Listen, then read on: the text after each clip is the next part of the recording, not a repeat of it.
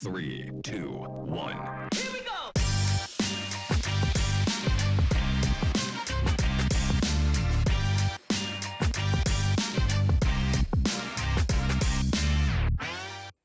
Ladies and gentlemen, it's Monday. Welcome to today's episode of We Talk. I'm Yolanda Nel.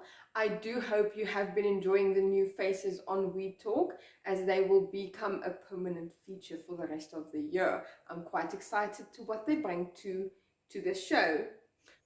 For today's interview, we will be headed to the Katatura Multi-Purpose Centre, and I will be speaking to one of the volunteers anonymously about what their needs are and exactly in what living conditions they are currently living. But next up, we have the news.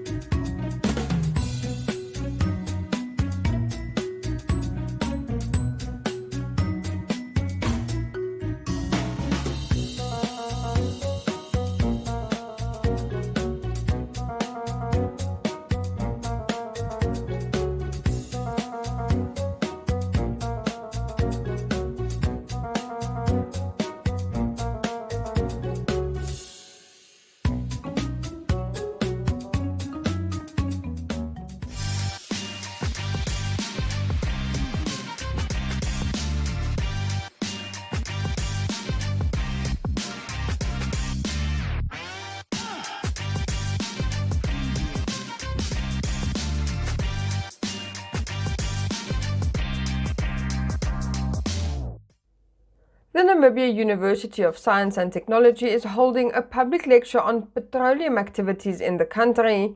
This takes place on the 4th of July from 5 p.m. at the auditorium on the NUST Lower Campus. The theme of the lecture is Oil and Gas Exploration, a Namibian Perspective. Namibia can be considered an unexplored frontier that has recently been the subject of interest to oil companies of all sizes.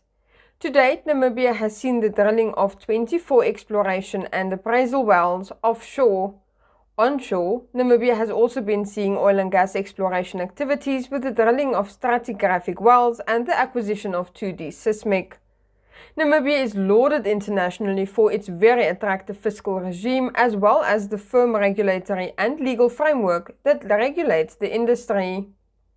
Although the Ministry of Mines and Energy is considered the leading line ministry, other ministries such as the Ministry of Agriculture, Water and Land Reform, the Ministry of Environment, Forestry and Tourism, as well as the Ministry of Fisheries and Marine Resources all contribute to the regulation of the industry. This conversation seeks to give an insight into the Namibian oil and gas exploration industry. The panel consists of industry experts who will all contribute greatly towards understanding oil and gas. The demand for oil exploration in Namibia has immensely increased in the past 15 years, and a lot of petroleum activities, exploration and licensing have been taking place onshore and offshore.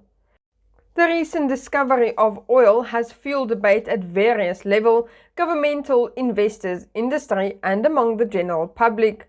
Therefore, it is imperative to begin with a conversation that would uncover and unpack the development on oil exploration in Namibia. As part of this conversation, the Alumni and NUST Foundation, in collaboration with Recon Namibia, are embarking on a full-year project of hosting public lectures and seminars on petroleum activities in the country. The purpose of the lectures is to provide a platform where people can learn and share experience about oil and gas development in Namibia. Topical issues within the industry will be discussed, including on how petroleum can contribute and bring about economic development and prosperity in Namibia. The Environmental Investment Fund of Namibia launched the Green Climate Fund Experience Report. This report talks about the EIF's journey with the GCF and the impact of the project. Climate change in Namibia poses a serious threat to ecosystems, natural resources and the communities that depend on them, and undermines progress towards achieving the Sustainable Development Goals. Over 70% of Namibians rely on natural resources directly or indirectly for their livelihoods, making them extremely vulnerable to climate change. The EIF's project aims to increase adaptive capacity and enhance climate change resilience for small-scale farmers. They also aim to reduce exposure risks and improve farmers' adaptive capacity to climate change. A third component promotes solar energy technologies and solar water pumping and to facilitate the farmers' access to markets to sell their goods. To date, the Mashare Climate Resilience Agriculture Centre of Excellence have been established and operationalized as a research, piloting and training centre, and the fertilizer demonstration sites are operational. Training workshops on comprehensive conservation agriculture were conducted and the approaches are being implemented by farmers. The microcrop insurance scheme was piloted, albeit at a much smaller scale than anticipated. The creation of irrigation system designs and layouts, as well as solar energy, has been completed. The project has supported 42 small-scale farmers to have access to the services and facilities to market their produce. Omaheke Agri-Food Complex 2022 has a theme called Invest in Agriculture for Food and Improve Nutrition. Part of it is for us to graduate from the calamities and problems that we had in the past.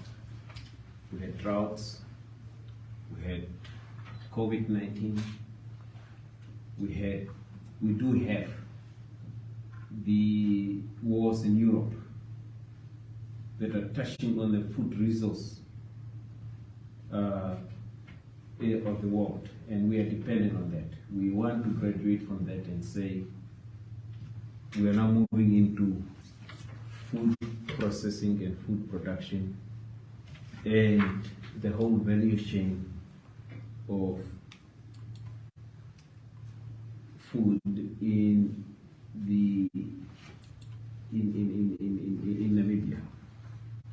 We have an event that is coming on the 28th to 30th July 2022, and it will be at Lakari Stadium here in Kobabis. I'm gonna take you on a ride. We're gonna burn through the night. Why you're so salty? I'll still take a bite.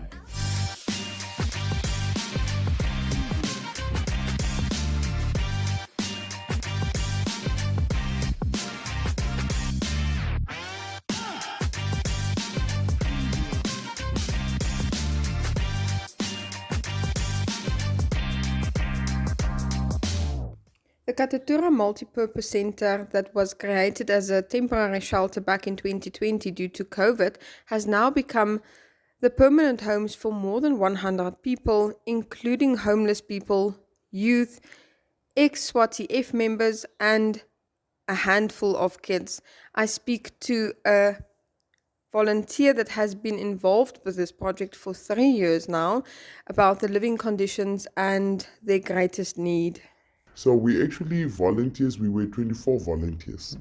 And then we are still remaining here. We are only 9 now. We actually 7 at the Katatura Youth Complex because we are 2 shelters. So we normally report for both. There's also a shelter at Komastau where there's only a remaining of 3 volunteers, 7 at Katatura Youth Complex. We, the volunteers, I'm going to start with us first. I'm very sorry. We got an allowance that was given to us in September last year after we started in 2020 March. So we knocked at the door of OPM and then they assisted us with the help of of the governor's office. Then we got that assistant and now we started asking them what is going to happen with the volunteers because we are now 7 remaining, still doing the psychosocial support and doing the GBV prevention. Sometimes we would give the people classes on PrEP, HIV, TB, controlling them to take their tablets and stuff. But those are very confidential information. But we try and be friends with them so that they could open up with us because we're here from day to day. Then we would alert the social workers. We have a lady that is really helpful now. She was referred to us by the ED of health that is Miss Helena. She's busy assisting us with the old age team. And we have 3 on board right now. We have an old man that needs extra care. So she needs to get a proper old age home. And then the other 2, she's also busy with them. But then our biggest challenge with the residents here is, yes, I just noted it down for you yesterday. This challenge. Okay, the biggest challenge here is the cold. The tents are old. That is the proper tents or accommodation. Because we, the volunteers here, we don't get any update. But us seeing the people, we just tell them, okay, give me my bias therapies. You know, we just comfort them. Okay, last week, Friday, Ministry of Gender provided food to the homeless people with the request that we sent through the list. And then they provided parcels of food the homeless people received. But mind you, there's also a youth that is not doing anything, that is also homeless, but they didn't receive food. Okay. Yeah, so the cold is really, really becoming out of hand. And the tents are old. They are like, it's 3 years now living in one tent at the same position. What's the idea for them to remain here? Look, as COVID, nobody expected the reefness of COVID going up to 3 years. Because this was a temporary shelter for people that are having struggles with water, electricity, and the space. So this is why I'm not very certain, I'm not in a position to answer why the government brought them at the open sender. You understand? And then MTC, because there was a while where MTC was also providing food to them every lunch, everyday lunch and stuff like that. So that is why they got the tents. But we still don't know how long this thing was going to go on. Because we had COVID phase 1, phase 2. That is how they still remained in the tents. Okay. But then the SWATI F members, there are like 3 teams. You heard about the SWATI F? The government gave them help. 39 repatriated in 2021. This year, 58 repatriated again and received their goats. And you understand? So the team that remains here from the SWATI F members, former members, are the teams refusing to get the offer from the government. Okay. And we all know the government is really also going through a struggle through COVID. And they are not saying you were an ex-fighter or something, we can't help you. They offer help. While the volunteers are here, the youth are here, the homeless people are here, not getting anything. Do you know how many homeless people are here? Homeless people are 36. The kids, like I can count kids, are 14. Babies, like the one I just showed you, are 12. Oh. That's in melk, that's in layers. They can moet my hare vleg if I get her $10 and then she can buy nappies. And the youth are 45 mostly. Why is the youth not working? Exactly. The youth have been staying or accommodated at Commando. Commando is a place at Herero Mall where like it was a homeless house where they were all staying. They go sell their like street vendors or go sell kapana and then come sleep there. So when COVID started, everything stopped and they came here. So now they cannot start where they stopped because profit is gone, everything is gone. So they are also requesting help from the government just to help them with their small projects or giving them jobs. Like yesterday they came through and they want the cleaning jobs or they want like catering where they can go do the short temporary jobs like catering as waiters or something. Small projects needs financing, or they can be called for security companies just to assist, and then babysitting or washing and ironing of clothes, support on us, giving training. Yeah, that is the 6 they would request. Yeah, they do want to work and so that they can rent. You understand? Or have their own. They're not really looking at the other team who just wants. They want to work. And I've listed their names. This is the project I'm doing just to alert the government what they are also, what demands are they looking at.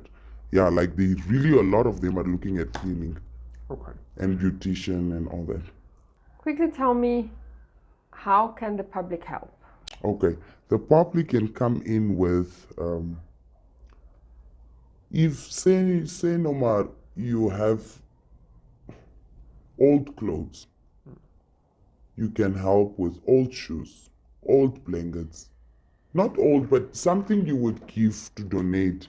You understand? Because giving them money, it's not going to be enough. And we know them. There are some of them that takes and sell. But with us giving them blankets, clothes, shoes, food, and cosmetic, if the public can really come out and just assist them with that, because the government is really pushing and not just quiet on them. But we know it looks quiet to them because they don't talk to them. But us here, we can see what they're doing. You would send an email and you will see, okay, Janine, we are busy like this, but we will come on when and just get your team ready, and then they bring in the food. But it's just those other small parcels.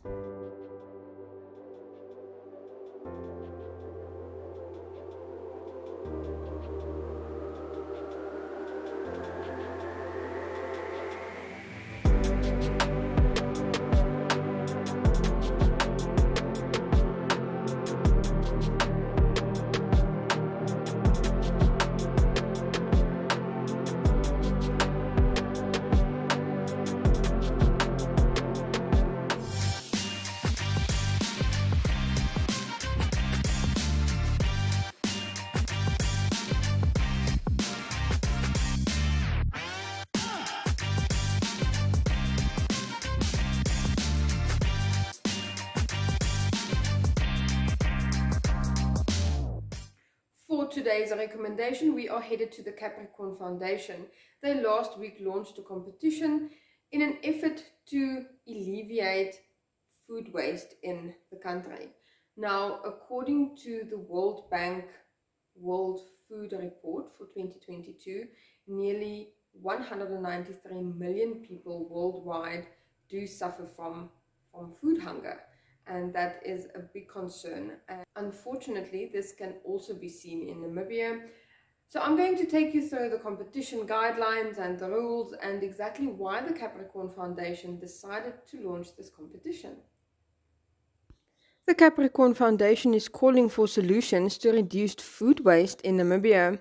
The Food Waste Challenge is based on an open innovation platform allowing anyone to participate in this challenge, offering 100,000 Namibian dollars for the winning solution.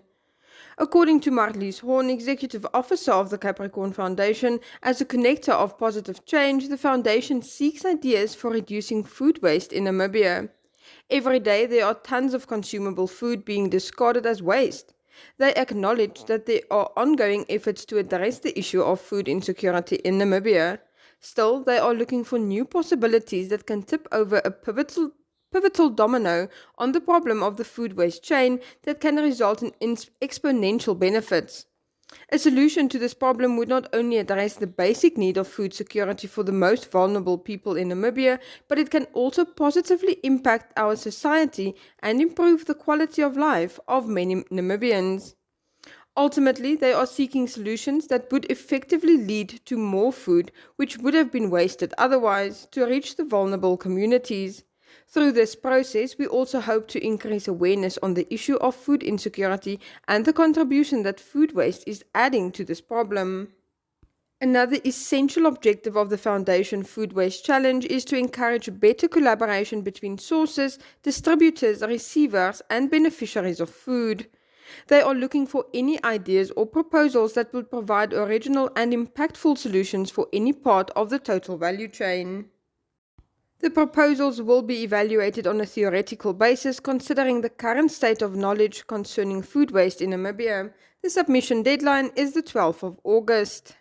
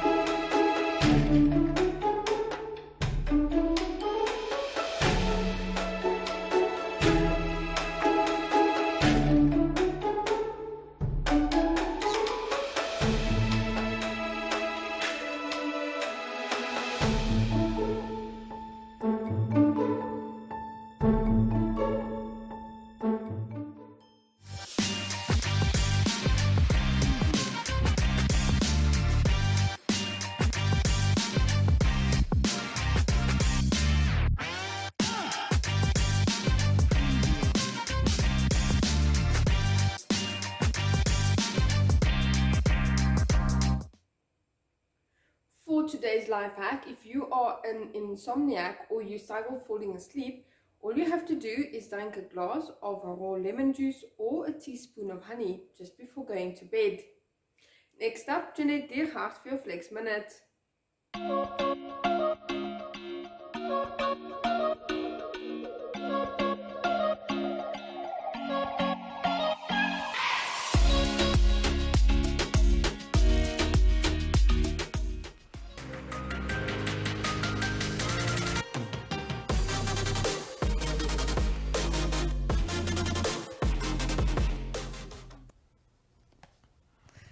Hi guys, and welcome back to Flex Minutes. My name is Jeanette Diergaard, and today I will be showing you guys some body weight arm movements, or arm workouts rather, and you can use this for a warm-up when you're lifting. You can also just use this as a workout on its own. So guys, using your body weight to work on your shoulders, work on your triceps and your biceps. We're going to start off with some arm circles.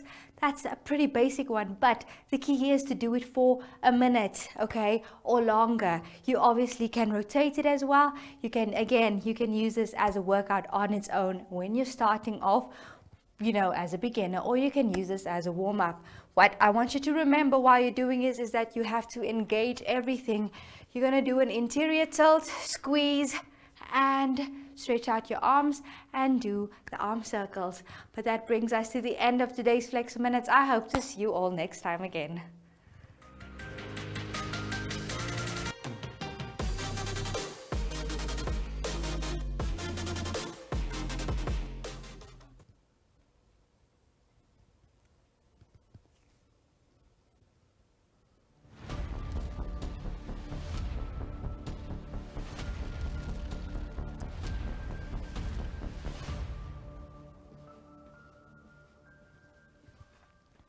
Bookings for Namibia Tourism Expo 2022 are open. The expo will take place from 3 to 5 November 2022 in Windhoek. To secure your booking, visit nte.nmh.com.na,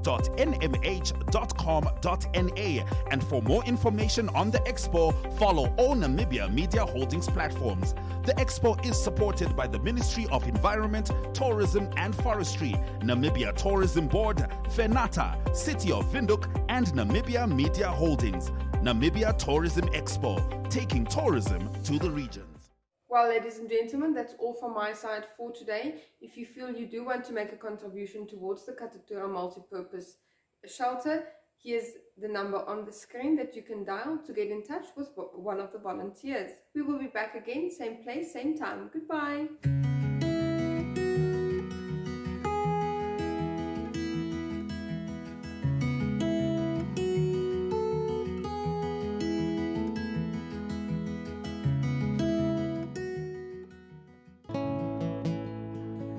It was 25 years, my life stood still, trying to get out the great big hill of hope for a destination. Now I realized quickly when I knew I should that this world was made of brotherhood of man. For whatever they mean. Now I cry sometimes when I lie in bed, try to get it all out. See my head, I say. Okay girls, die gaan ons. I say yeah, yeah, yeah, yeah, yeah. I say